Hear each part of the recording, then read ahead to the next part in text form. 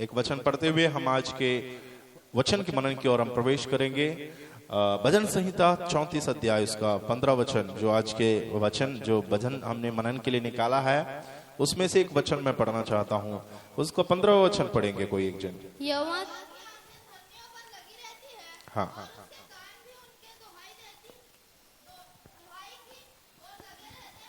यहोवा की बुराई करने वाले के विमुख रहता है ताकि उनका स्मरण पृथ्वी पर से। 15 वचन बस पढ़िए माइक में। यहोवा की आंखें धर्मियों पर लगी रहती है और उसके कान भी उसकी दुहाई की ओर लगे रहते हैं। हालेलुया, परमेश्वर की महिमा हो। यहोवा की आंखें धर्मियों पर लगी रहती है। हाथों को उठाकर परमेश्वर को धन्यवाद करेंगे। हालेलुया, परमेश्वर की आंखें धर्मियों पर लगी रहती है। हमें देखने वाला एक परमेश्वर है। आज के इस संदेश में हमें हमारा जीवन को देखने वाला, हमारा दर्द को समझने वाले, हमारे आंखों को, आंसुओं को देखने वाला एक परमेश्वर के बारे में हम जानेंगे। बाइबल में बताती है 34 का 15 में, यहोवा की आंखें धर्मियों पर लगी रहती है। यहोवा की नजरें, यहोवा की दृष्टि परमेश्वर के भक्तों पर, धर्मियों पर लगी रहती है। हालेलुया, आंख लगे रहना उसका अर्थ क्या होता है? परमेश्वर हमें देखता है, परमेश्वर हमें ध्यान देता है। हर एक वक्त पर, हर एक समय पर परमेश्वर की नजर से हम छुपा हुआ नहीं है। इस बात उसका सबूत देता है। जैसे एक कैमरा के सामने हम हमेशा उसकी निगरानी में रहते हैं, वैसे हमारा परमेश्वर की दृष्टि हमारे जीवन में लगी रहती है, हमारे चारों ओर लगी रहती है, हमारे जीवन की ओर लगी रहती है। वचन में से 3 बातें मैं आज बताऊंगा।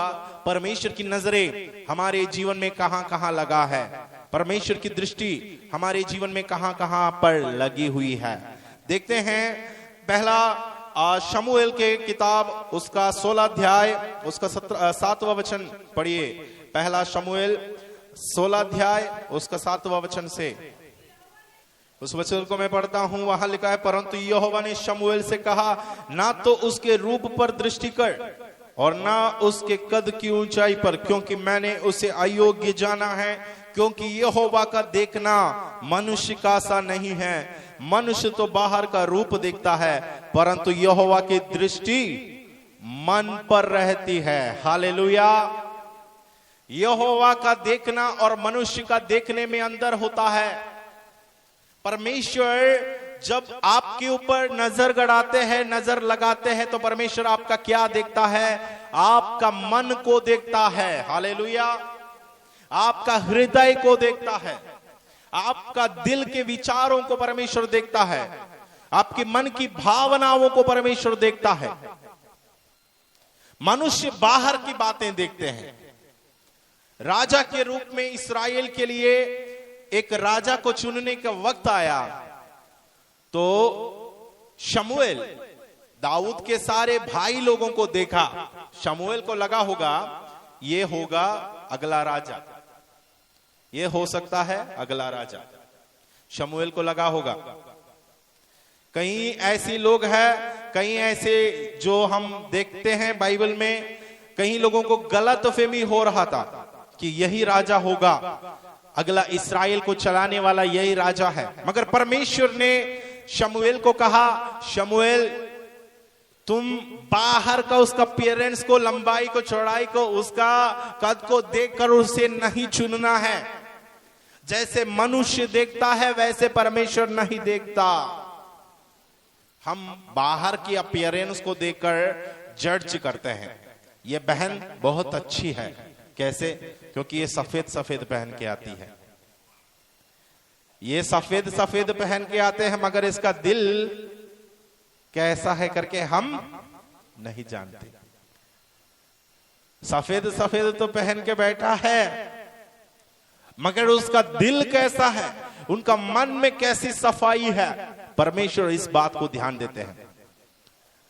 बगुले को देखे हो ना, जो चिड़िया जो खेत में रहते हैं एकदम साफ रहते हैं, उसको देखने से इतना बेचारा इतना साफ नजर आएगा। वो बैठते क्यों है मालूम? मछली को, हाँ, बाहर बस व्हाइट है, उसका अंदर ये सोच के साथ बैठे हैं कि कब मौका मिले कि मैं अपना चोंच मारूं,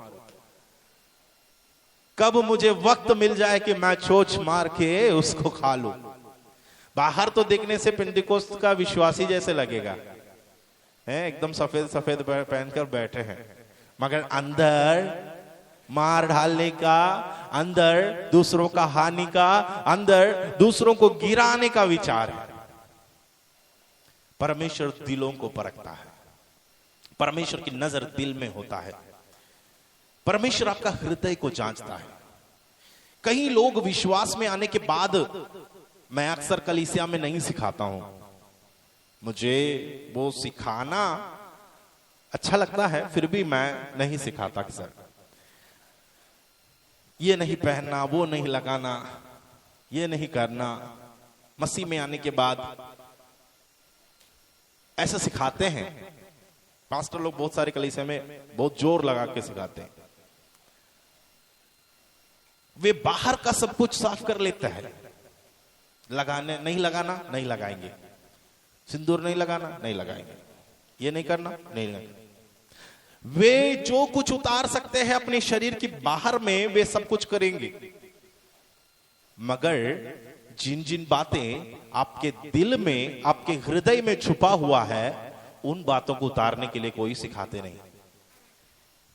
यीशु मसीह की चेले लोग बिना हाथ धोए खाना खाने गया, फरीसी लोग डांटने लगा, यीशु का चेले है तुम लोग, हाथ धोकर खाना खा।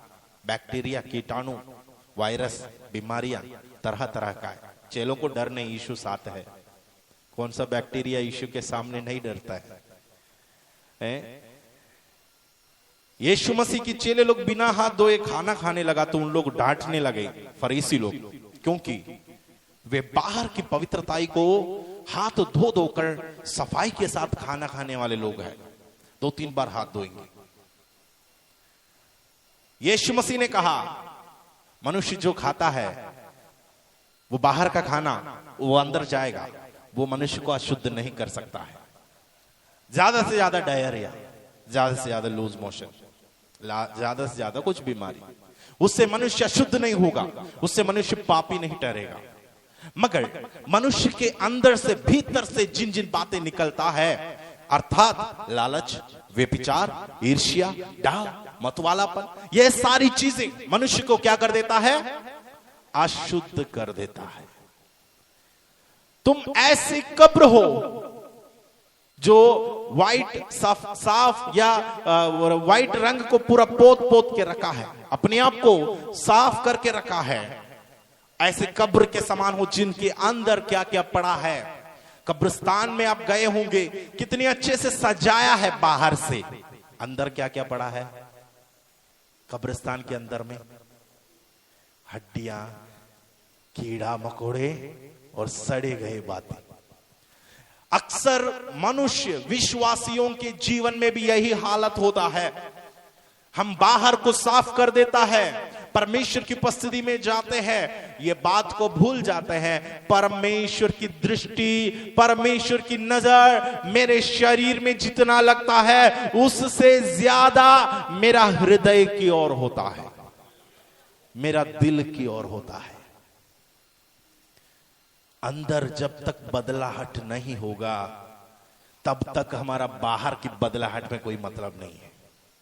अब बाहर कितने भी पोताई करो, अब बाहर कितने भी अच्छे से विश्वासी बनकर दिखाओ लोगों को, तो भी जब तक आपके अंदर की बातें, आपके दिल साफ नहीं होगी, तब तक आप सच्चे ईमानदार विश्वासी नहीं हैं। यीशु मसीह जब संसार में आए तो यीशु मसीह का रंग रूप देकर कोई पहचान नहीं पाया वो राजा है। बाहर का अपीयरेंस से यीशु मसीह ने नहीं दिखाया कि मैं राजा हूं। हमारा जीवन बाहर का केवल अपीयरेंस से विश्वासी है करके लोग नहीं जानना है, हमारा आत्मिक जीवन से लोगों को पता चलना चाहिए, हमारा आंतरिक स्वभाव से लोगों को मालूम पड़ना चाहिए कि ये बहन प्रभु की बेटी है, ये भाई परमेश्वर के वचनों पर चलने वाला है। प्रभु की नजर हमारे हृदय में, हमारे दिलों में रहता है, हमारे हृदय के दर्द को देखता है, हमारे मन की इच्छाओं को देखता है। दाऊद को बहुत इच्छा है, वो चरवाहा को चराता रहता था, कोई भी काम में उसको भाई लोग आगे आने नहीं देता है। उनका दिल को परमेश्वर ने देखा है। मेरे इस्राएल को चलाने वाला चरवाहा तो दाऊद ही होगा, परमेश्वर ने ठान लिया। बाकी उनका भाई लोगों को रिजेक्ट कर लिया, जो दिखने में ऊंचे थे, अच्छे थे, राजा की पद के लिए सूटेबल थे, बेस्ट थे हमारे सिलेक्शन के हिसाब से। हम होते तो हम बोलता कि राजा के लायक यही है। हम होता तो बोलता इस्राएल के लिए अगर कोई राजा चाहिए तो दाऊद का ये बड़ा वाला भैया ही ठीक है, क्योंकि हमें ये दिखता ऐसा है। हम जो कुछ दिखता है हमारी आंखों में उसी पर नजर लगाते हैं, वैसे विश्वास भी करते हैं। ऐसा नहीं है मेरे प्रियो, ऐसा नहीं है। एक प्रभु के दास एक बार, हमारा भोपाल की घटना है, मंदिर के पास गया, वो पर्ची बांटने गया था। लोगों को दिखा कि ये मंदिर में पूजा करने गया या प्रसाद खाने गया है। मंदिर के अंदर वो प्रवेश किया। कुछ लोगों ने आकर फिर बवाल मचाया, देख आप मसीह का होकर मंदिर में क्यों गए, सवाल आने लगा। तो वो प्रभु के दास को बोला, आप जो देख के मुझे न्याय मत देना, दोष मत लगाना भाई, मैं वहां पे वचन सुसमाचार सुनाने गया था। वो अपनी सफाई देने लगा, उनको अगुवाई मिली है। बोलता है लोग अपनी दृष्टि में जो दिखता है वैसे न्याय करता है आपको, मगर असली कहानी कुछ और होता है। यहां पर परमेश्वर भी हमारा दिल को, हमारा दर्द को, हमारा दिल की दर्द को देखता है, हमारे मन की इच्छा को जानता है, उसकी ओर परमेश्वर की दृष्टि होती है। हालेलुया। 38 वर्ष से एक बीमार, 38 वर्ष से, आप जानिए 38 वर्ष से एक कुंड के पास पड़ा है, बेतसैदा कुंड के पास है। यूहन्ना 5 अध्याय उसका पहला वचन, वहां पर 38 वर्ष से एक बीमार पड़ा हुआ है। उनकी मन की इच्छा क्या है मालूम? मुझे चंगाई चाहिए, मुझे छुटकारा चाहिए, मैं चाहता हूं कि कोई मुझे इस पानी में, इस कुंड में उतारे। जब स्वर्गदूत लोग उस पानी को क्या करता है, हिलाते हैं। उस अध्याय को, उसका 5 अध्याय उसका पहला वचन से जरा पढ़िए। इन बातों के पश्चात, इन बातों के पश्चात यहूदियों का एक पर्व हुआ, यहूदियों का एक पर्व हुआ, और यीशु यरूशलेम को गया। हाँ। यरूशलेम में भेड़ फाटक के पास एक कुंड है, जो इब्रानी भाषा में बेतसैदा कहलाता है। उसके 5 ओसरे हैं। इसमें बहुत से बीमार, अंधे, लंगड़े और सूखे अंग वाले पानी के हिलाने की आशा में पड़े रहते थे, क्योंकि नियुक्त समय पर परमेश्वर के स्वर्गदूत कुंड में उतरकर पानी को हिलाया करते थे। पानी हिलते ही जो कोई पहले उतरता था वह चंगा हो जाता था, चाहे उसकी कोई बीमारी क्यों ना हो। वहाँ एक मनुष्य था जो 38 वर्ष से बीमारी में पड़ा था। यीशु ने उसे पड़ा हुआ देखकर और यह जानकर कि वह बहुत दिनों से इस दशा में पड़ा है, उससे पूछा, क्या तू चंगा होना चाहता है?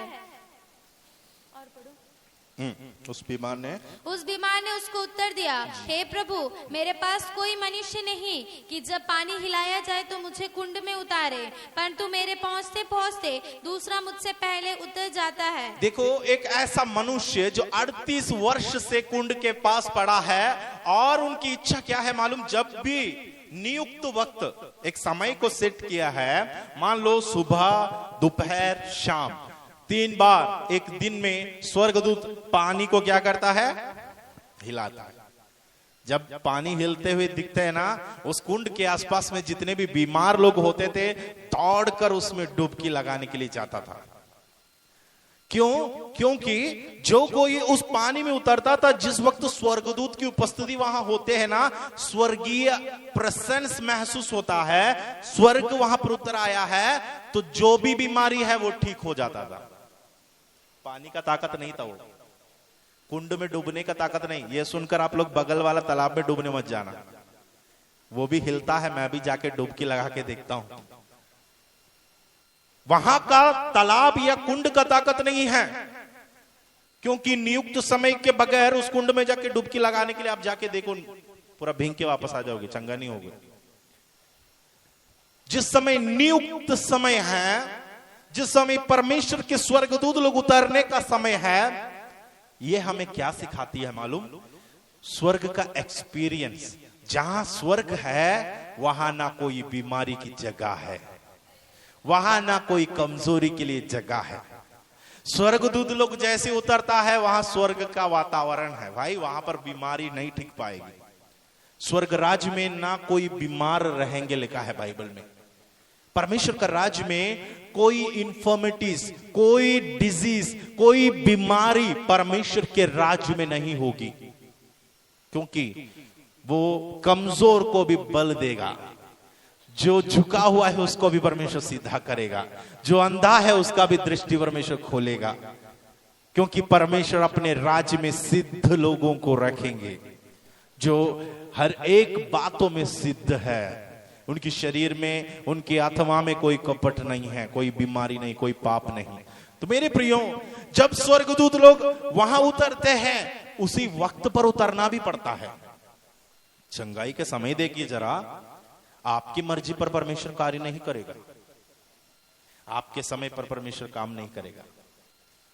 कुछ लोग होता है, उनको लगता है कि हम 11 बजे जाते हैं, हम शनिवार को जाते हैं, हम संडे को जाते हैं, मैं अपना समय अपने मर्जी से प्रभु को देता हूं। आप अपने मर्जी से परमेश्वर को समय देने बैठोगे ना, परमेश्वर आपके लिए कुछ नहीं करेगा। परमेश्वर के समय पर आपको आना है, आपके समय के हिसाब से नहीं नाचना, परमेश्वर के समय के हिसाब से आपको चलना है। हम क्या करते हैं, मेरा समय, मैं आज फ्री नहीं हूं, जब मुझे समय मिलेगा तब मैं कोशिश करूंगा। मैं अपना टाइम को ढूंढता हूं, मैं अपने वक्त की खोज में बैठता हूं। कभी कभी आप सोचकर देख लीजिए, यीशु मसीह ने जहां जहां चमत्कार किया, उस मोमेंट, उस वक्त वहां पर जो जो उपस्थित थे उन लोग ठीक हुआ।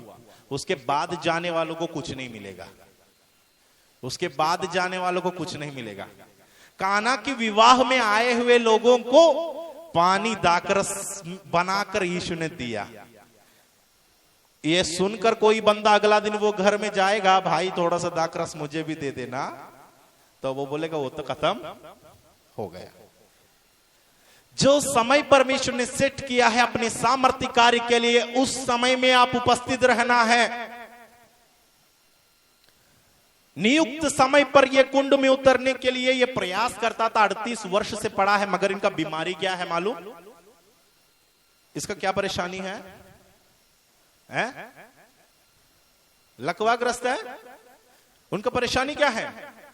38 वर्ष से वो कुंड के पास पड़ा है, पैरालाइज्ड है, क्योंकि उसको उठाने वाला कोई,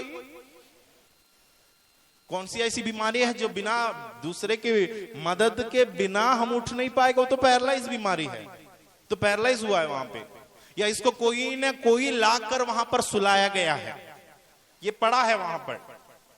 38 वर्ष हो गया। आप देखो, एक दिन में मान लो 2 मौका मिल जाते, एक साल में कम से कम 750 के ऊपर मौका गवा चुका है। 38 वर्ष आप जोड़कर देख लो कितने बार इन्होंने मौका गवाया है। कारण क्या है मालूम? इनका एक कमजोरी है, इनको कोई साथ देना चाहिए। कोई उठाकर लेके नहीं जाएंगे ना, तब तक वो यीशु के पास या चंगाई नहीं प्राप्त कर पाएगा। चर्च में भी उठा के लाना पड़ता है कुछ लोगों को 4 पहिया या कुछ लोगों को कठिया में लेटाकर लेकर आना पड़ता है यीशु के पास, कुछ लोगों को कुर्सी में ढोड़ो के लेकर आना पड़ता है, कुछ लोग पैदल आ जाते हैं, कुछ लोग दौड़ दौड़ कर आ जाते हैं। चर्च में भी आने का तरीका अलग अलग होता है। यीशु के पास 4 लोग मिलकर एक बीमार को, एक लकवाग्रस्त को कैसे लेकर आया? पलंग। आज भी विश्वासी लोगों का घर को तोड़ के अंदर घुस के सोते रहने वाले विश्वासी को पलंग सहित उठा के चर्च में लेकर आना पड़ता है, तब जाकर वो बैठेगा। पलंग सहित लेकर आना पड़ेगा, क्योंकि 9 बज गया तो अभी विश्वासी को वहां 9 नहीं बजा है, उसका घड़ी घुमा के रखा है। आप 1 घंटा पीछे रखो तो भी सूरज को मालूम है भाई कहां किस समय में उदय होना है। सूरज को पता है कब निकलना है, परमेश्वर ने सेट किया है। प्रभु ने नियुक्त समय सबके लिए सेट किया है। नियुक्त समय पर काम करता है पूरी सृष्टि। केवल मनुष्य ऐसा है, घड़ी को घुमा के क्या करता है? दुनिया में ऐसा बाकी कोई चीज आप बताइए जो घड़ी को पीछे करने की प्रयास करते हैं। सूरज कभी शिकायत की, आज 5 बज गया, मैं नहीं जाने वाला हूं, 6 बजे तक आराम करता हूं ना। परमेश्वर ने बोला ऐसे होना है। हर एक सृष्टि की चीजों को परमेश्वर ने सीमा ठहराया। लहरों को परमेश्वर ने सीमा सेट किया, उस सीमा तक तू आ सकते हैं, उसके बाद क्रॉस नहीं करना।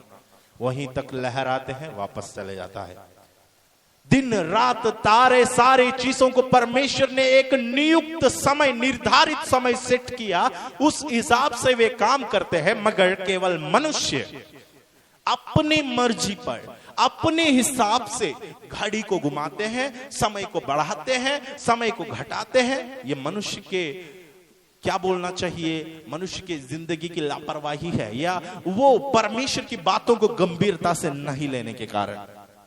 ऐसे करने वालों पर आशीष नहीं रहेगी। आशीष की घड़ी बीत जाएगी, आपको पता भी नहीं चलेगा। पवित्र आत्मा जिस वक्त उतरने वाला है, पेंतिकोस्त के दिन उतरा पवित्र आत्मा।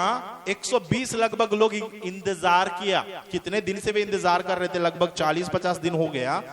तो देखो, यीशु मसीह जी उठने के 50वां दिन पवित्र आत्मा उन पर उतरा है, या पेंतिकोस्त के दिन। उस दिन जितने लोग इंतजार किए सबको मिला है। अगर कोई व्यक्ति कह दे कि मैं 40 दिन तक बैठा, मैं 50वां दिन की इंतजार नहीं करूंगा, उन पर पवित्र आत्मा नहीं उतरेगा। निर्धारित एक समय है परमेश्वर का, उस समय पर आशीष आपके जीवन में आ सकता है। उसके लिए हमको अवेलेबल रहना चाहिए, तैयार रहना चाहिए। मैं हूं यहां पर, मैं आपकी उपस्थिति में हूं, मैं आपकी हुजूरी में हूं, मैं आपके पास हूं प्रभु। आप जब चाहो तब मेरे जीवन में आशीषें दे। हालेलुया। परमेश्वर का नियुक्त समय पर स्वर्गदूत उतरता है और क्या करता है? पानी को हिलाता है, और जो जो बीमार उसमें डुबकी लगाता है, उतर जाता था, वे ठीक हो जाता है। तब ये मनुष्य जो 38 वर्ष से पड़ा है, इनका दिल में सबसे ज्यादा बोझ होने लगा। मैं कोई काम का नहीं हूं, 38 वर्ष हो गया, मेरे से पहले कितने कितने लोग ठीक हो गया है, कितने सारे लोग जो मेरे बाद आया है, मेरे पहले आए हैं, सब चंगे होकर चले गए। अभी भी मैं ये कुंड का रखवाला बनकर मैं यहां पर पड़ा। उनका दिल में था दर्द, उनका बोझ दिल में था, उनका बीमारी दिल में जकड़ लिया है, कमजोरी महसूस हो रहा है। अब क्या कहता है? पानी तो रोज वहां पर हिलता है, मगर मुझे ले जाने वाला कोई नहीं। अब इनका प्रॉब्लम क्या है? पानी नहीं हिलने का नहीं, या स्वर्गदूत नहीं उतरने का नहीं, इसको ले जाने वाला कोई नहीं है। इसको ले जाने वाला कोई नहीं।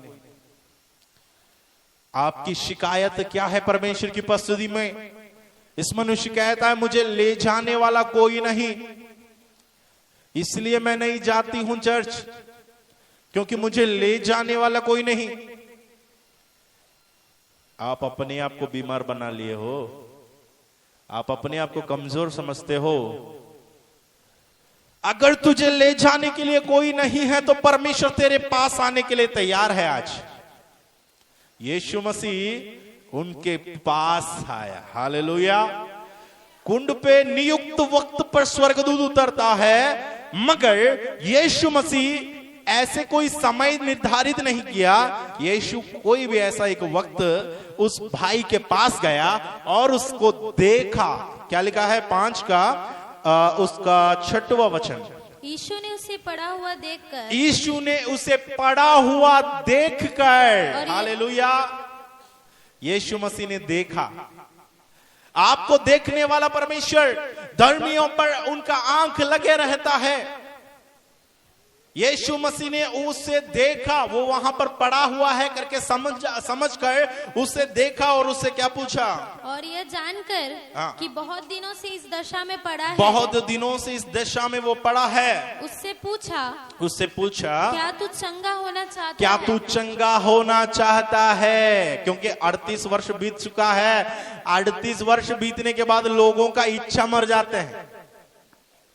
कई लोगों को देखा हूं 1 साल तक प्रार्थना करते हैं, प्रभु चंगाई दो, चंगाई दो, चंगाई दो, चंगाई नहीं मिला है तो दूसरे साल से बंद कर देते उस विषय के लिए प्रार्थना करना। फिर क्या बोलते हैं मालूम, ये तो क्रूस मुझे उठाने के लिए प्रभु ने रखा है, ये जिंदगी भर मेरे साथ ही रहेगा, ये जीवन की आखिरी वक्त तक मुझे लेते हुए जाना है। कहीं क्रूस परमेश्वर ने आपको जिंदगी भर उठाने के लिए नहीं रखा है, मगर आपने ऐसा बना लिया है कि ये मेरे जिंदगी भर मेरे साथी है। ये क्रूस नहीं, ये बीमारी को आपको जिंदगी भर लेते हुए नहीं घूमना। परमेश्वर ने, प्रभु ने पूछा, क्या बेटा तू चंगा होना चाहता है? क्योंकि 38 वर्ष बीत चुका है। कई बार कोशिश किए होंगे रेंगते रेंगते, कई बार प्रयास किए होंगे किसी की मदद से, मगर जो कोई उसमें पहले उतर जाता है वो चंगा हो जाता है। वहां पर भी कंपटीशन है, वहां पर भी चैलेंज है। यीशु के पास ऐसा कोई चैलेंज नहीं है, ऐसा कोई कंपटीशन नहीं है। अब यीशु को देखना चाहते हो ना, अब यीशु मसीह के पास जाना चाहते हो, प्रभु के दास लोगों के पास जाने में बहुत सारी आजकल मना, मतलब बड़े बड़े प्रभु के दास लोगों के पास जाना मुश्किल है। दूर से देखो, नहीं तो बुकिंग करो बात करने के लिए। काफी डिस्टेंस बना दिया। यीशु मसीह को कोई डिस्टेंस नहीं, वो आपके पास आने के लिए तैयार है। यीशु मसीह भीड़ की वजह से जक्कई यीशु के पास नहीं जा पा रहा था। भीड़ की वजह से 12 साल की लहू बहाने वाली औरत यीशु के पास नहीं जा पा रहा था। भीड़ की वजह से जिस स्त्री के बेटी जिसके अंदर दुष्टात्मा ग्रस्ती कनान जाति की, वो यीशु के करीब नहीं जा पा रहा था। चेले लोग धकेल रहा था, जा जा जा, यीशु के पास कोई नहीं रहना। यीशु मसीह ने क्या किया, जिन जिन को समाज ने, भीड़ ने, चेलों ने दूर करता गया, यीशु उनके पास चलता गया, यीशु उनके करीब जाता गया। हालेलुया। जक्कई, अगर तुम मुझे मिलने आए हो तो मैं तेरे पास आता हूं। हालेलुया। आजकल प्रभु के दास लोगों से मिलने के लिए जाते हैं, मगर दूर से दर्शन पाना पड़ता है। नहीं मिलेगा आपको पास जाना, क्योंकि वो यीशु मसीह से भी बढ़कर है, अपने आप को समझता है। मगर यीशु मसीह को देखो, जिन जिन लोग दूर से यीशु को करीब नजर देखना चाहते थे, उनके पास यीशु मसीह खुद गया। यीशु मसीह के अंदर ऐसा कोई घमंड नहीं है, यीशु मसीह के अंदर ऐसा कोई बड़ापन नहीं है। यीशु मसीह के पास रहने वाले लोग समाज के बुरे बुरे लोग थे, वेश्याएं थे, चुंगी लेने वाले लोग थे। वे यीशु के पास जाकर बैठता था। यीशु उनको ये नहीं कहता था कि तुम उठ के जाओ यहां से, तुम अशुद्ध बंदे यहां से भाग। यीशु नहीं कहता था, यीशु बोलता था बैठ, यहीं बैठ। मेरे प्रियो, हमारा प्रभु यीशु मसीह का आदत जरा देखिए। 38 वर्ष से वो कुंड के पास पड़ा है, सब लोग वो कुंड की ओर देखकर बैठे हैं। तब देखो, उस कुंड को बनाने वाला वहां से चुपचाप आकर खड़ा है और उसको पूछता, बेटा तुम चंगा होना चाहते हैं? इसका कहना क्या है मालूम, जब पानी हिलाएगा तो मुझे वहां पर क्या करना पड़ेगा, जाना पड़ेगा, तो कोई मुझे ले जाने वाला नहीं है, तो मैं कैसे चंगाई पाऊं? इनके लिए एक ही सोच है, पानी में डूबेगा तभी मैं चंगाई पाऊंगा। तुम्हारे पास जो खड़ा है वो चंगा करने वाला यहोवा राफा है। हालेलुया। तुम्हारा पास जो परमेश्वर खड़ा है वो सब कुछ बनाने वाला है। स्वर्गदूतों का भी सृष्टि करने वाला यहोवा परमेश्वर यहां पर खड़ा है और उसको पूछते, क्या तू चंगा होना चाहता है? तुझे डुबकी लगाने की जरूरत नहीं होगी। मैं कहता हूं उठ और यहां से चल। यीशु मसीह की आज्ञा के अनुसार वो चंगा हो गया। कई लोगों को लगता है हमको वहां डूबना होगा, हमको वहां जाना होगा, हमको ये बड़ी मीटिंग में जाकर छुटकारा मिल जाए, कोई बड़ा प्रभु के दास हमारे सर पर हाथ रखना होगा ताकि मेरी बीमारी ठीक हो जाए, क्योंकि मेरे को बहुत उपवास लेना पड़ेगा, शायद मुझे छुटकारा मिल जाए। आपका सोच गलत है, आपका सोच व्यर्थ है। यीशु मसीह चाहेगा इस घड़ी भी आपके जीवन में चंगाई नजर आएगी। हालेलुया। यीशु मसीह का जिस वक्त मन होता है आपके करीब वो रहेगा। बेटी, क्या तू चंगा होना चाहती है? देखो 38 वर्ष की बीमार को 1 सेकंड में प्रभु यीशु मसीह कहा उठो, बस अब यहां पड़े नहीं रहना है। हालेलुया। परमेश्वर ने देखा ये काफी समय से वहां पर पड़ा है। हमारा हृदय की वेदना को, दर्द को, व्यथा को जानने वाला एक परमेश्वर की आराधना हम करते हैं, जो आपको अच्छे से जानता है। आपकी दिल की वेदना को पड़ोस नहीं समझते हैं, आपकी दिल की दर्द को आपकी सहेली नहीं जानती है, आपके दिल की दर्द को आपके रिश्तेदार लोग नहीं समझ पाते हैं, आपके दिल की वेदनाओं को आपके मित्र लोग समझ नहीं पाते हैं, आपके दिल की दर्द को परिवार भी नहीं समझेंगे, आपकी माँ बाप लोग नहीं समझेंगे। दाऊद कहेंगे मेरा माँ बाप ने तो मुझे छोड़ दिया, मगर मेरा परमेश्वर ने मेरा दिल का दर्द को जानकर मुझे गले लगाया।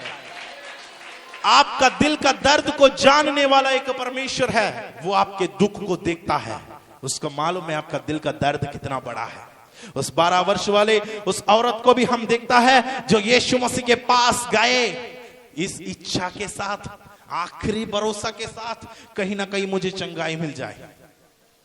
बाइबल में जितने भी कहानी या कहानी नहीं घटनाएं लिखा है, उन सारी घटनाओं को आप देखिए, या 38 वर्ष या 12 वर्ष या 7 दुष्टात्मा, है ना, बड़ी बड़ी गिनती है। एक के अंदर 6000 दुष्टात्मा, एक 38 वर्ष से बीमार है, एक तो जन्म से अंधा है। ऐसी बातें हैं जो समाज या इस संसार वाले लोग सुलझा नहीं पाएंगे। ऐसी समस्याएं यीशु के पास आया है। समाज में जो लोग बोलेंगे ना, ये तो नहीं होगा, ये तो जन्म से अंधा है, कैसे हो सकता है, ये तो जन्म से अंधा है।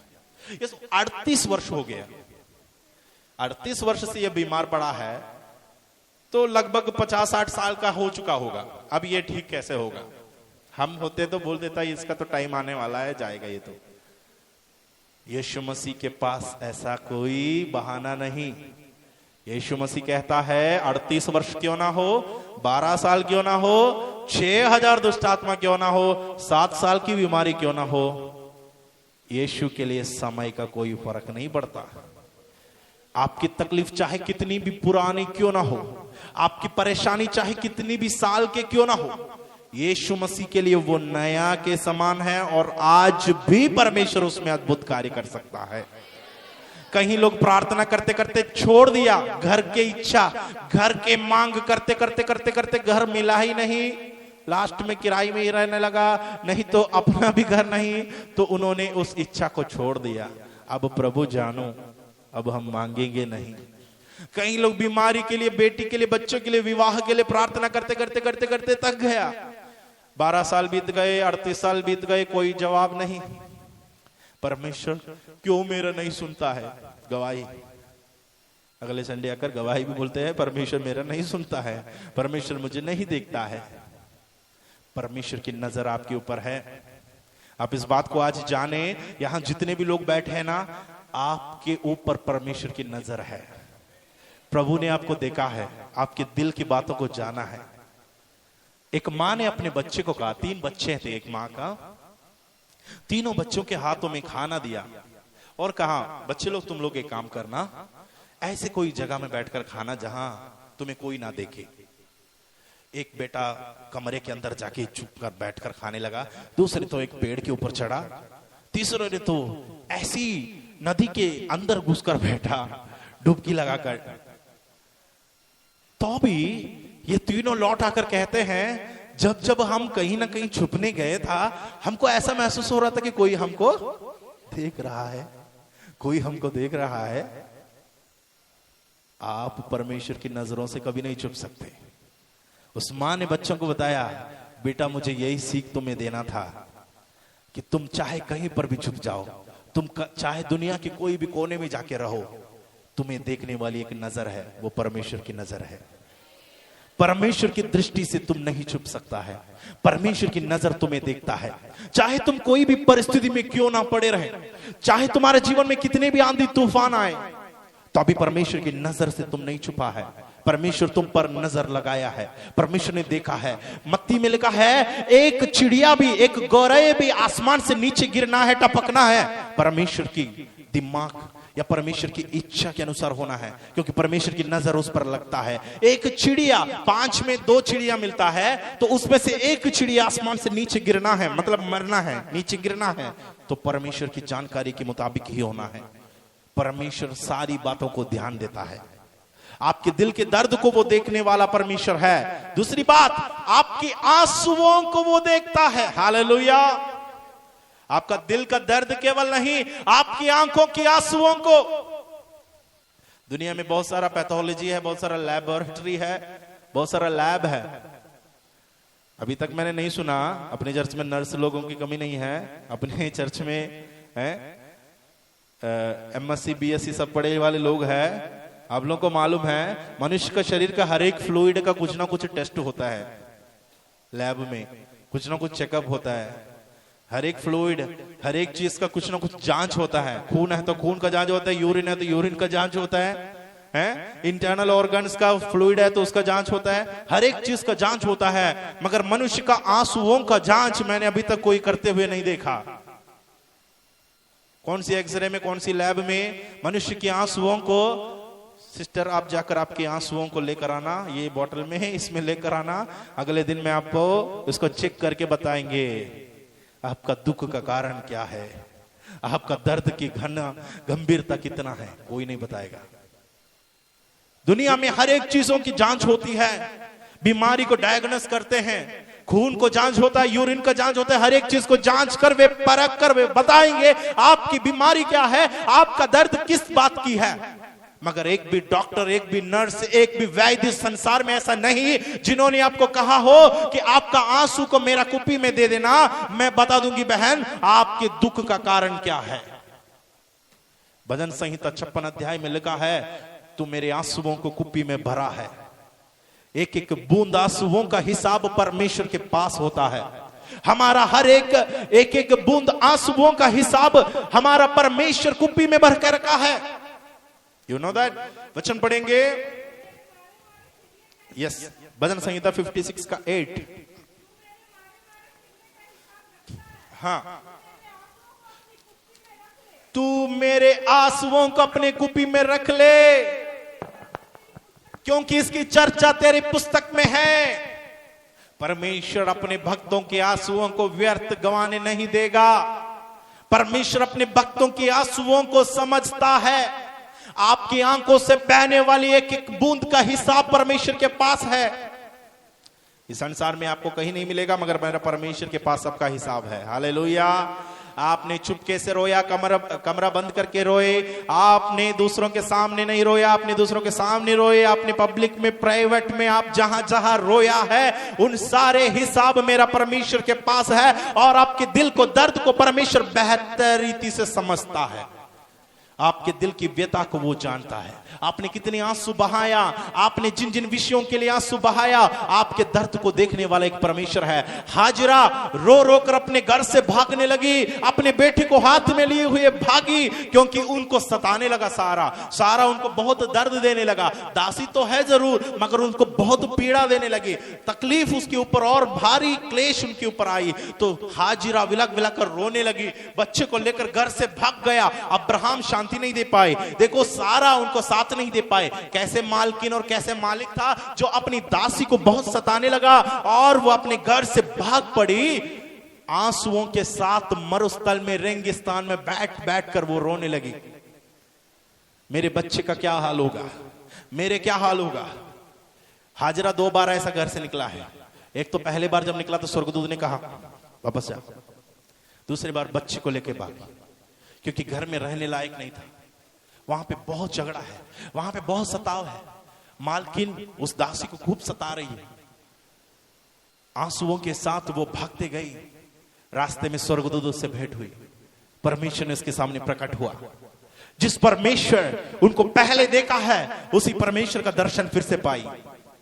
इसी परमेश्वर का नाम हाजरा ये कहकर एल रोई रखा गया था, जो मुझे देखने वाला परमेश्वर यहां पर भी आ गया है।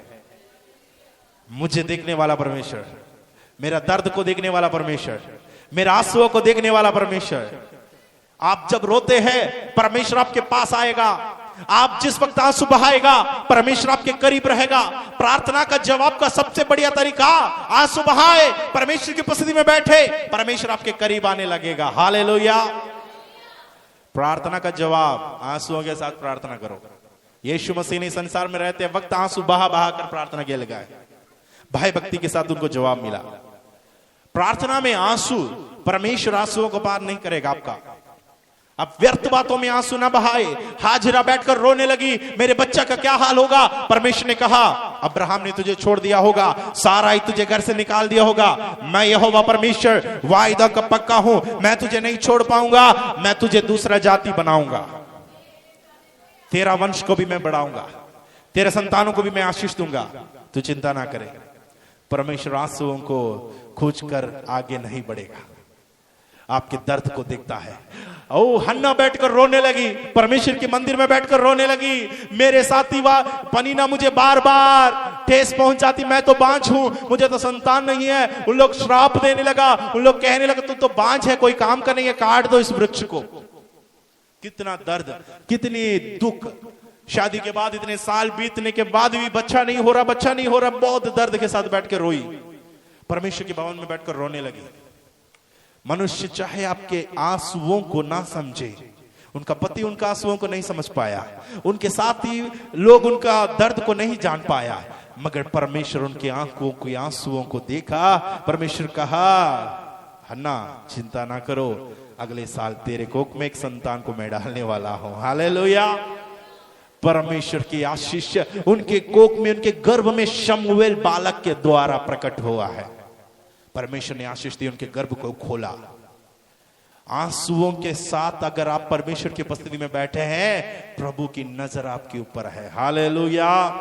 भजनकार क्या कहा, तूने क्या करता है, धर्मियों पर अपनी दृष्टि लगाया रहता है। हालेलुया। हमें देखने वाला परमेश्वर है, हमारा हृदय की ओर देखने वाला परमेश्वर है, हमारा आंसुओं को देखने वाला परमेश्वर है। तीसरी बात, आपके खालीपन को देखने वाला परमेश्वर है। पहला बात क्या था, आपका हृदय को, मन को देखता है। दूसरी बात, आपके आंसुओं को देखता है। तीसरी बात, आपके खालीपन को देखने वाला परमेश्वर है। जितनों का हाथ खाली है, जितनों का जेब खाली है, जितना का खाता खाली है, जिनके घर में खालीपन है, परमेश्वर उन पर भी नजर लगाता है। हालेलुया। पतरस के नाव खाली रहा। लूका रचित सुसमाचार 5 अध्याय उसका पहला वचन से जरा पढ़िए। हाँ जी, हाँ, के किनारे पर खड़ा था। हाँ, तो ऐसा हुआ कि उसने झील के किनारे 2 नाव लगी हुई देखी और मछुए उन पर से उतरकर जाल धो रहे थे। उन नाव में से एक पर, जो स्वामोन की थी, चढ़कर उससे विनती की कि किनारे से थोड़ा हटा ले चल। तब वह बैठकर लोगों को नाव पर से उपदेश देने लगा। जब वह बातें कर चुका तो सामोन से कहा, गहरे में ले चल और मछलियां पकड़ने के लिए अपने जाल डालो। सामोन ने उसे उत्तर दिया, हे स्वामी, हमने सारी रात मेहनत की और कुछ ना पकड़ा। देखो, जिस नाव में प्रभु यीशु मसीह बैठा है, यीशु नहीं चाहेंगे ये नाव खाली ही रह जाए। जिस नाव में यीशु ने पधारा है, जिस नाव पर यीशु मसीह के लिए जगह दिया गया है, जिस परिवार में यीशु मसीह को आने दिया है, जिस जीवन में यीशु के लिए दरवाजा खोला है, उस परिवार में खालीपन रहे यीशु नहीं चाहता है। उस घर में भरपूर आशीष से प्रभु भरना चाहता है, क्योंकि यीशु मसीह भरपूर चीजें देने वाला, भरपूर जीवन, भरपूर शांति, जो कुछ देता है यीशु मसीह भरपूर देता है। थोड़ा थोड़ा करके यीशु, जब आपको परमेश्वर ब्लेसिंग देता है तो दाऊद कहता है, मेरा कटोरा ओवरफ्लो है। प्रभु का आशीष लिमिटेड नहीं होता है, ओवरफ्लो होता है। आपके जीवन में परमेश्वर का आशीष ओवरफ्लो होने लगेगा। पतरस के नाव अब खाली है, भरने वाला आ चुका है। भरने वाले के लिए जगह दे दीजिए, वो बैठेगा, आशीष अपने आप आने लगेगा, आशीष आ जाएगा। थोड़ा बहुत नहीं, एक दिन की रोजी नहीं, एक महीने का रोजी नहीं, एक साल की कमाई नहीं, ऐसा भरपूर आशीष परमेश्वर ने दिया। सबको बुलाना पड़ा, भाई लोग आजा आजा आजा आजा, सब लोग आ जाओ, बांटेंगे भरपूर आशीष। खालीपन को परमेश्वर देखता है, आपकी कमी घटियों को प्रभु देखता है। आपके हाथ में कुछ नहीं है, कोई बात नहीं, जो भरने वाला परमेश्वर है उसको आपके नाव में आने दे, आपके नैया में आने दे। आप गाड़ी चलाया, आपने मेहनत किया, कुछ नहीं पकड़ा, कुछ नहीं मिला, कोई बात नहीं, आपकी गाड़ी में यीशु बैठने दे, आपके नाव में यीशु मसीह आने दे, आपके बिजनेस में प्रभु यीशु मसीह साथ खड़े होने दे, आपके बिजनेस में तरक्की आने लगेगी, आपके जीवन में उन्नति आप देखने लगोगे। हालेलुया। यीशु मसीह का उपस्थिति से ही आपका जीवन में आशीष आने लगता है। पतरस के नाव पर प्रभु यीशु मसीह बैठा और यीशु मसीह ने कहा, बेटा जाल वहां नहीं, यहां गहराई में डालो। तुम तो चाहे बड़ा मछुआर हो, पीएचडी लिए है मछली पकड़ने में, डॉक्टरेट किया है, तुम्हारे पास सर्टिफिकेट है, टोना कौन सा फिश होता है, ये मत्ती, ये अपना केरल में बहुत सारा मछलियां होती है, आइला मत्ती है, वैसे बहुत सारा रहता है। ये सबका पीएचडी करके लोग बैठे हैं। समुद्र में कौन सा किस्म का मछलियां होती है, फिर भी एक भी मछली नहीं पकड़ा। चाहे तुम कितने भी माहिर क्यों ना हो, कहीं ना कहीं तुम्हारा जिंदगी में पतन होगा जब यीशु तुम्हारे साथ नहीं रहेगी। तुम्हें लगेगा ये तो बिजनेस मुझे मालूम है, फिर भी मुझे ऐसा, मेरे साथ ऐसा क्यों हुआ, ये सब मैं अच्छा से जानता था, फिर भी मेरे हाथ से ऐसा गलती कैसे बन पड़ी। होगा क्योंकि यीशु मसीह आपकी नाव में आया नहीं है। यीशु मसीह को अपने जीवन में आने दे, खालीपन को प्रभु भर देगा, बिजनेस को परमेश्वर आशीष देगा। जिस वक्त यीशु आपके साथ रहेगा, आपकी मेहनत को प्रभु सफल बनाएगा, आपकी परिवार की कमाई को परमेश्वर आशीष बनाएगा। जब यीशु आपके पास रहेगा, खालीपन को प्रभु देखता है, आपके जीवन की घटियों को परमेश्वर देखता है। आपके जीवन में खाने के लिए कुछ नहीं है, आपके परिवार में बच्चों के लिए कुछ नहीं है, परमेश्वर इस बात को देखता है। कौवा को तैयार करेंगे, कौवा को तैयार किया है तो एलिया को भी तैयार करेंगे, एलिया को तैयार किया है, विधवा के घर में परमेश्वर भेजेंगे। बोलेंगे अगर कौवा से एलिया को खिला सकता है तो एलिया के द्वारा विधवा को भी परमेश्वर खिलाएगा। अगर कौवा के द्वारा परमेश्वर ने एलिया को खिलाया तो एलिया के द्वारा परमेश्वर ने विधवा को भी खिलाएगा। हमारा परमेश्वर के पास अनगिनत रास्ते हैं, हमारा परमेश्वर के पास अनगिनत रास्ते हैं। लूका रचित सुसमाचार उसका 21 अध्याय उसका दूसरा वचन जरा पढ़िए। लूका रचित सुसमाचार 21 का 2।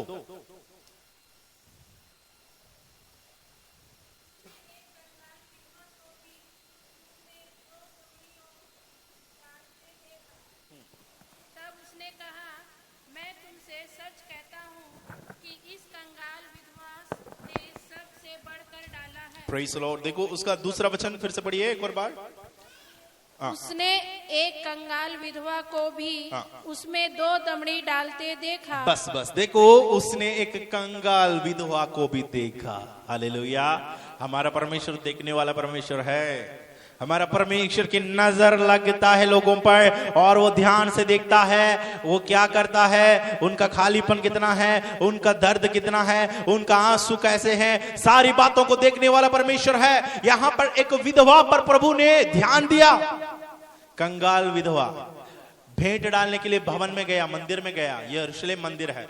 यरूशलेम मंदिर में यहूदी लोग, फरीसी लोग, सब लोग खड़े खड़े बहुत सारा पैसा दान देते जा रहा है। 1 लाख रुपए दे रहे हैं, 2 लाख रुपए दे रहे हैं, कितने से उनके पास करोड़ों रुपए घर में जमा करके रखा है और उसमें से 1 लाख करके प्रभु को दे रहे हैं। और उसके बीच में शर्माते हुए, अपने सिर को झुकाते हुए एक विधवा, जिनके हाथ में क्या है, 2 दमड़ियां हैं, वो लेकर आया और छुप छुप कैसे किसी को दिखाए बगैर वो डोस में डालने लगी। आपकी मेहनत चाहे दूसरों के सामने आप प्रकट नहीं करे, लोग आपकी भलाई को भले ना देखकर आपका तारीफ ना करे या आपका बुराई भी ना करे, तो भी आपका काम को देखने वाला एक परमेश्वर है। आप चुप चुप कैसे करोगे, परमेश्वर उसको जियाला में लाएगा। परमेश्वर आपको उस आदर मान देगा। इस विधवा ने चुप चुप कैसे किया? उनके हाथ में सिर्फ 2 सिक्का है, उनका घर में और कुछ बचा नहीं है, जितना था वो सब दे दिया। कंप्लीट सबमिशन था, कंप्लीट समर्पण था। बाकी लोग बचा बचा कर दिया है पैसा, दिया तो जरूर बड़े बड़े अमाउंट में, मगर उनके पास उससे 100 गुना ज्यादा उनके घर में इकट्ठा। जब प्रभु के लिए आप दिए, परमेश्वर के नाम को समझकर दिए, पूरा पूरा देने के लिए जब उनको मन हुआ, प्रभु की नजर उन पर लगा, परमेश्वर ने ध्यान दिया, प्रभु ने सबके सामने बोला, मैं कहता हूं ये विधवा, सबके सामने फरीसी लोग खड़े हैं, जिन्होंने बड़े बड़े धनी लोग हैं वहां का, उस समाज के धनी लोग वहां पर खड़े हैं, सबके सामने यीशु मसीह ने पुकार कर कहा, मैं कहता हूं ये विधवा। इसने क्या किया मालूम? यहां जितने लोगों ने जो जो डाला वो सबसे बढ़कर ये विधवा ने किया है। इसकी चर्चा होगी, इसकी प्रशंसा किया जाएगा। मेरे प्रियो, परमेश्वर आपके खालीपन को देखता है, आपकी कमी घटियों को परमेश्वर ध्यान देता है। प्रभु जाने नहीं देगा आपको। खाली पेट 3 दिन 5000 से अधिक लोग यीशु मसीह के पास बैठकर वचन सुना। यीशु मसीह को पता चला आत्मा में तो इन लोग भोजन खाए हैं, मगर इनका पेट खाली है, इन लोगों ने खाना नहीं खाया। यीशु मसीह ने चेले लोगों को पास बुलाया, कहा इन्हें ऐसा खाली पेट नहीं भेजना, उन्हें खिला दो, उन्हें भोजन खिला दो। चेले लोग कहने लगा हमारे पास तो कुछ नहीं इतना भीड़ को खिलाने लायक।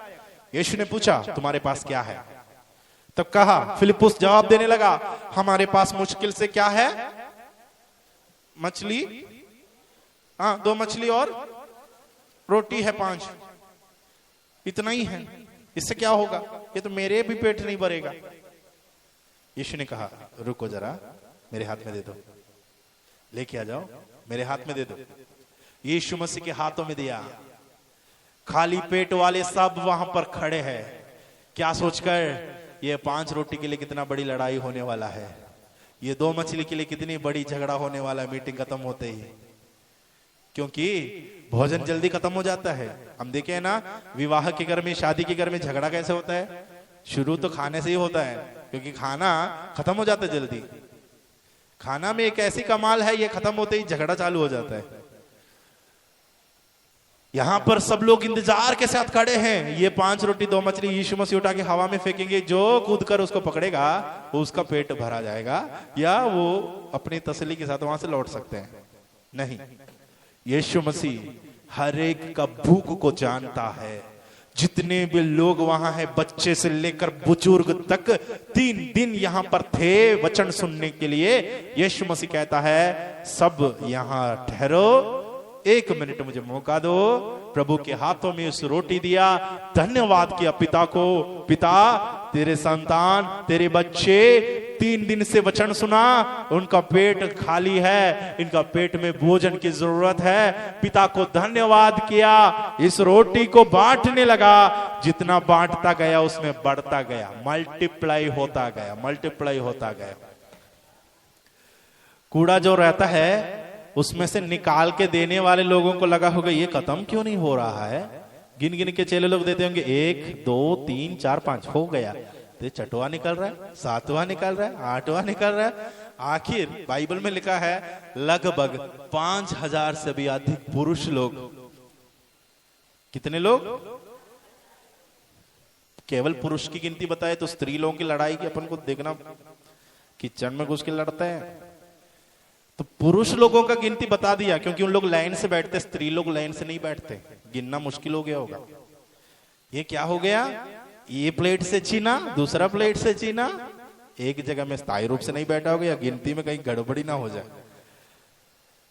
सिर्फ पुरुष लोगों का गिनती बताया है, क्योंकि यहूदी लोगों के लिए स्त्रियों का गिनती नहीं होता है, लोग स्त्रियों का नाम नहीं लेते हैं, या मतलब उनका गिनती नहीं करते, सेंसस नहीं करता है।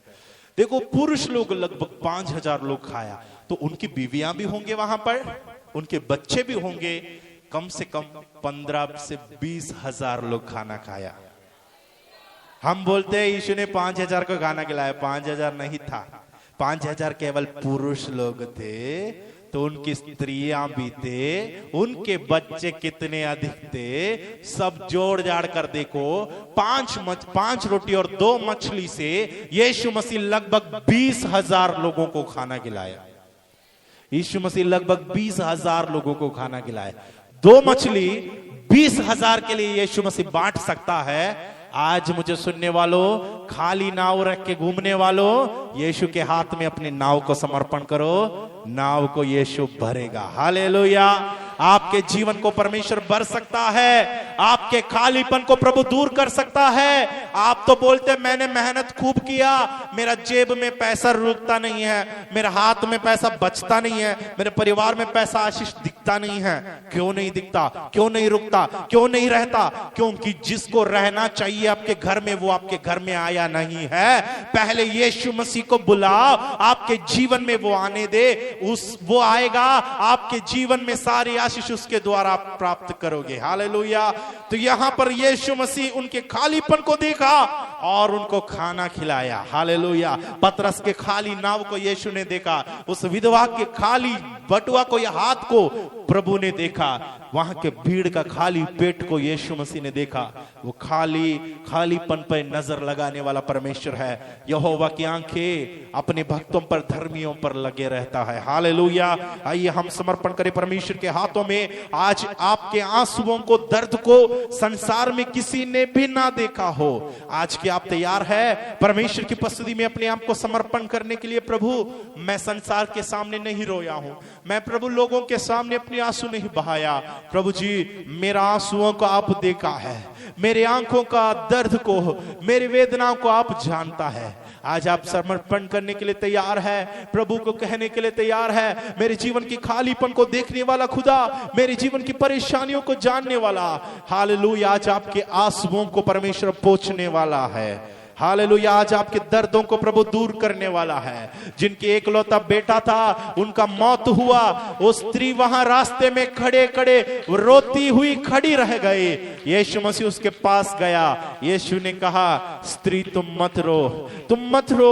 ओ, हमने पिछले बार सुना, मगदलनी मरियम यीशु की कब्र के पास जाकर खड़े वहां पर रोने लगी। यीशु मसीह पूछता है, हे नारी तू क्यों रोती है? आपके आंसुओं को देखने वाला एक परमेश्वर है, आपके दिल की दर्द को जानने वाला एक परमेश्वर है। उनकी नजर आपके ऊपर रहता है, आपके दिल की ओर, आपके आंसुओं की ओर, आपके खालीपन की ओर, आपके जीवन की हर एक तकलीफों की ओर उस परमेश्वर की नजर है। कि आज आप उस परमेश्वर के हाथों में समर्पण करने के लिए तैयार है। आज यहाँ पर कई ऐसे बहन लोग हैं, कई ऐसा लोग हैं जिन लोगों का अपने आंसुओं को छुपाया है। अपने आंसू का जवाब हमें कौन देगा?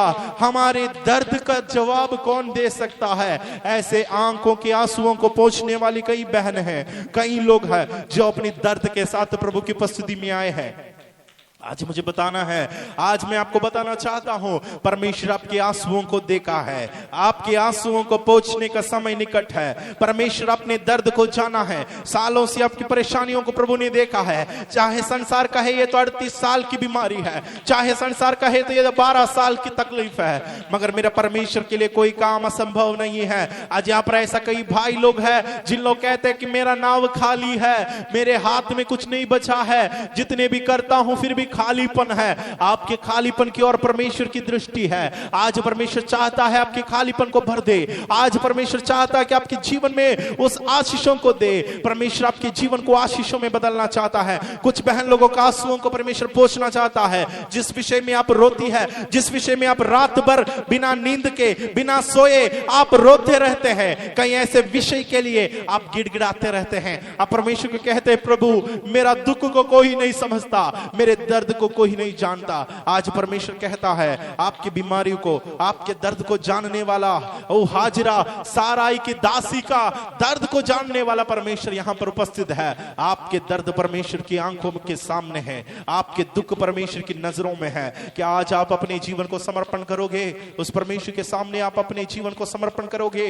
परमेश्वर को कहोगे, प्रभु मेरे आंसुओं को पोंछ, मेरे जीवन में तेरी उपस्थिति होने पाए, मेरे जीवन के खालीपन को दूर कर, परमेश्वर मेरी मन की दर्द को दूर कर। परमेश्वर आपकी नजर मुझ पर है, मैं इस बात को जानता हूं, जानती हूं। परमेश्वर के हाथों में हम अपने जीवन को समर्पण करें। हालेलुया। धन्यवाद पिता।